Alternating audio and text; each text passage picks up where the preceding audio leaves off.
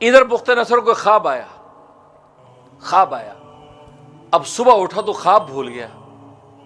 اب بہت سوچا، سمجھ میں نہ آیا کہ خواب۔ اس نے اپنے ارباب امور کو بلایا جو معبرین کاہن نجومی تھے، کہا میں نے ایک خواب دیکھا ہے۔ کیا خواب ہے وہ کہتے جی دیکھا آپ نے، ہمیں کیا پتا۔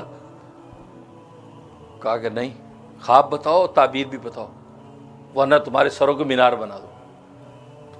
اب بادشاہ ظالم لوگ تو ایسے ہی ہوتے ہیں، وہ پریشان ہو گئے، یہ اچھا بھائی خواب بھی بتاؤ تعبیر بھی بتاؤ۔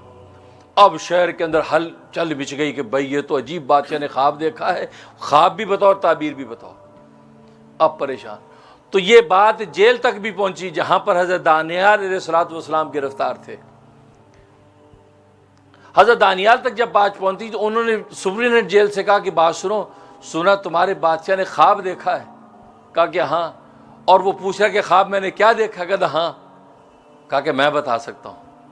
تو وہ ہنسنے لگا کہ بھائی یہ دیکھو، اور بڑے بڑے ان کے ماہرین جو دربار میں بیٹھے ہیں ان کی ہوا اکھڑ رہی ہے، اور تو یہاں جیل میں بیٹھے کیسے بتا سکتا؟ کہتا نہیں، میں اللہ کا پیغمبر ہوں، میرا اللہ سے رابطہ ہے، میں اللہ سے پتہ کر کے بتا دوں گا۔ اچھا چلو، وہ لے گیا بادشاہ کے پاس، بخت نصر کے سامنے کہا جی یہ شخص ہے، یہ قیدی ہے، اور یہ بنی اسرائیل کے مقدس لوگوں کا جو خاندان ہے نبیوں کا، یہ ان میں سے ایک آدمی ہے۔ یہ کہتا ہے میں تمہیں خواب بتا دوں گا اور تعبیر بھی۔ کہا کہ اچھا بتاؤ کیا خواب دیکھا؟ اب حضرت دانیال علیہ الصلوۃ والسلام فرمایا کہ خواب تم نے یہ دیکھا کہ تم نے ایک بت دیکھا، بت، اتنا بڑا بت جو زمین سے آسمان کی احاطے میں پھیلا ہوا ہے، جس کا اوپر کا حصہ سونے کا ہے، نیچے کا حصہ چاندی کا ہے، اس کے دونوں رانے لوہے کی ہیں، اس کی پنڈلیاں جو ہے وہ مٹی کی ہیں۔ اس طرح کا ایک بت ہے، یہ تم نے دیکھا، اور وہ اتنا حسین و جمیل و پرکشش ہے کہ تو اس کی پرکشش اور حسن و جمال کے اندر منہمک ہو کے حیران ہو کے دیکھ رہا ہے کہ اچانک آسمان سے ایک پتھر گرا، وہ پتھر اس کی ٹوٹری پہ لگا، اس کی ٹنڈ پہ لگا، جیسے لگا ہے تو وہ سرمے کی طرح بالکل مٹی ہو کر زمین کے ساتھ لگ گیا، اور وہ پتھر جو لگا تھا وہ پتھر پھیلتا پھیلتا پھیلتا پورے افق کو اس نے گھیر لیا، اور اتنے بڑے پتھر کی ہیبت دیکھ کر تو گھبرا گیا، تیری آنکھ کھل گئی۔ بادشاہ نے کہا بالکل یہی خواب دیکھا میں، یہ خواب دیکھا، تعبیر کیا ہے؟ اللہ اکبر۔ حضرت دانیال علیہ الصلوۃ والسلام فرمایا کہ تو نے یہ بت دیکھا، یہ عصبیت کا بت ہے، یہ قومیت کا بت ہے، یہ اوپر سونے کا جو حصہ ہے یہ تیرا زمانہ ہے، کہ یعنی جو اعلیٰ ترین، جو اس وقت بڑی قوی اور بادشاہ کی نسلیں چلی آ رہی ہیں، اور اس سے نیچے تیری اولاد کا زمانہ ہے جو چاندی ہے، اس سے نیچے لوہا، وہ جو فارس کے جو لوگ ہیں ان کی حکومتیں ہیں، اس سے نیچے چلے جائیں یمن کی کمزور حکومتیں ہیں۔ تو گویا کہ یہ پوری عصبیت کا وہ بت ہے، اور جو اس عصبیت کے تحت دنیا میں بادشاہوں کا نظام چل رہا ہے جو ظلم و ستم پر مبنی ہے، عدل کا نام نہیں۔ تو آسمان سے جو پتھر گرا ہے وہ پتھر یہ نبی آخر الزمان کا دین محمدی ہے۔ اللہ اکبر، اللہ اکبر، نعرہ رسالت محمد رسول اللہ، تاجدار ختم نبوت زندہ باد۔ کہا کہ یہ دین محمد کا وہ پتھر ہے، اس پتھر نے آ کے اس عصبیت کے بت کو توڑ دیا اور بالکل سرمے کی طرح مٹی کر دیا۔ اس کے بعد وہ پتھر پھیلتا پھیلتا پورے عالم میں پھیل گیا۔ اس کا مطلب دین محمدی جب آئے گا وہ عصبیت اور قومیت کے بت کو توڑ کر پارا پارا کر دے گا، اور عدل و انصاف کا پرچم پورے عالم میں پھیلائے گا، اور دین محمدی پورے عالم میں راج کرے گا۔ یہ دیکھا ہے۔ اس نے کہا بالکل صحیح دیکھا، اور یہی خواب اور یہ تعبیر۔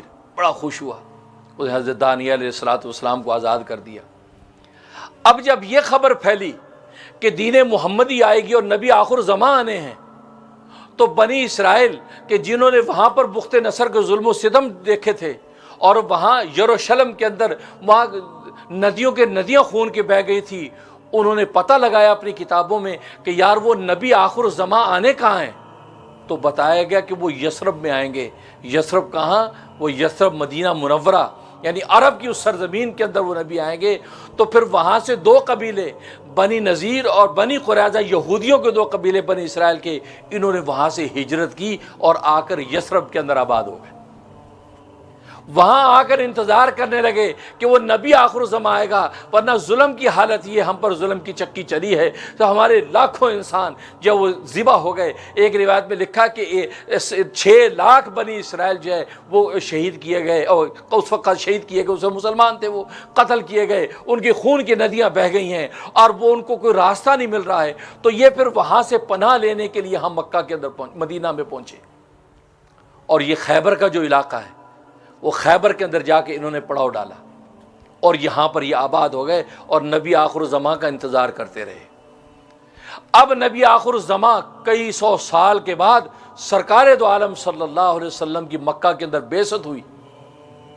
اب یہ مدینہ کے اندر اپنی چودراہٹ پکڑ چکے تھے، کیونکہ یہ اپنے آپ کو نبیوں کے اولادے کہتے تھے، اور یہ اپنے آپ کو دین حق پر قائم سمجھتے تھے۔